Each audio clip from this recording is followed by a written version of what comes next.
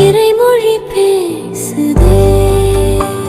விவிலியம் காட்டும் வாழ்க்கை பாடம் நாள் 30. இன்றைய நாளில் லேவியர் புத்தகத்தின் 15 முதல் 18 வரையிலான அதிகாரங்கள் எடுத்துரைக்கும் இறையியல் வாழ்க்கை பாடங்களை பற்றி கற்றுக்கொள்வோம். முதலாவது உடல் ஒழுக்குகள். அதிகாரம் 15 மனித உடலில் இருந்து வெளியேறக்கூடிய சில திரவங்கள் ஆண் பெண் இருப்பாளருக்கும் ஒருவரை எவ்வாறு தீட்டுப்படுத்துகின்றன என்பதையும் அதற்கான சுத்திகரிப்பு முறைகளையும் விளக்குகிறது. இது வெறும் சுகாதாரம் சார்ந்தது மட்டுமல்ல, உயிர் என்பது இறைவனுக்குரியது.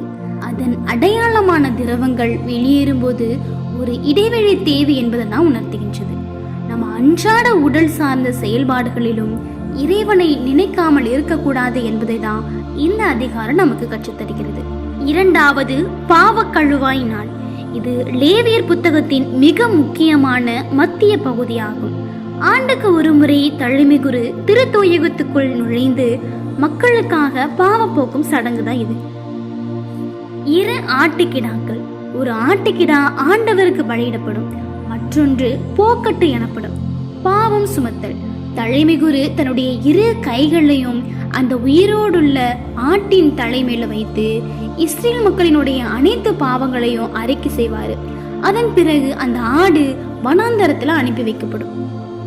நம்முடைய பாவங்களை சுமந்து தீர்த்த இயேசு கிறிஸ்துவின் சிலுவை பலிக்கு ஒரு முன்னடையாளமா இருக்கிறது என்பதை தான் 16ஆம் அதிகாரம் நமக்கு கற்றுத்தருகிறது. மூன்றாவது இரத்தத்தின் புனிதம்.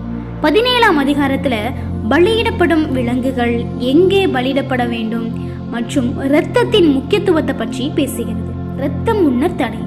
உயிரினத்தினுடைய உயிர் இரத்தத்துல தான் இருக்கிறது. எனவே இரத்தம் சிந்துவதன் மூலமா பாவங்களுக்கு கழுவாய் செய்ய முடியும். உயிர் இறைவனால் கொடுக்கப்பட்டது, அதை நாம மதிக்க வேண்டும் என்பதை தான் 17ஆம் அதிகாரம் நமக்கு கற்றுத்தருகிறது. மூன்றாவது பாலியல் ஒழுக்க நெறிகள். இஸ்ரேலர்கள் எகிப்தியர்களைப் போலவோ அல்லது கானானியர்களைப் போலவோ வாழக்கூடாது என்பதற்காக அவர்கள் விளக்க வேண்டிய முறை பற்றிய பாலியல் உறவுகள் பற்றி விரிவாக பேசப்படுகிறது.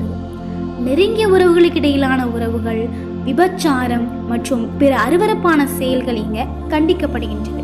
முக்கிய வசனம்: என் கட்டளைகளையும் நியமங்களையும் கடைபிடியுங்கள், நான் உங்கள் கடவுளாகிய ஆண்டவர். லேவியராகமம் அதிகாரம் 18 இறைவார்த்தை 4.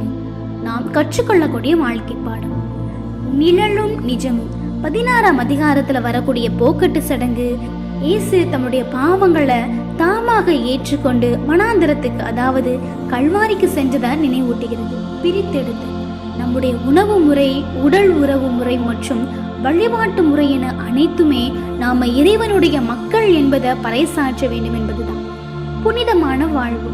சமூகம் எதை செய்தாலும் இறை மக்கள் இறைவனுடைய கட்டளைகளின்படிதான் தன்னுடைய வாழ்க்கையை அமைத்துக் கொள்ள வேண்டும் என்பதுதான் இந்த அதிகாரங்கள் நமக்கு கற்றுத்தருகிறது. இந்த அதிகாரங்கள் நமக்கு கற்றுத்தரக்கூடிய வாழ்க்கை பாடங்களை நாம் நம்முடைய வாழ்க்கையில் பயன்படுத்துவோம். இன்றைய நாளில் இறைவன் நம்மோடு பேசும் இறை வார்த்தைக்கு செவிமடுப்போம். என் கட்டளைகளையும் நியமங்களையும் கடைபிடியுங்கள், நான் உங்கள் கடவுளாகிய ஆண்டவர். லேவியர் நூல் அதிகாரம் 18 இறைவார்த்தை 4.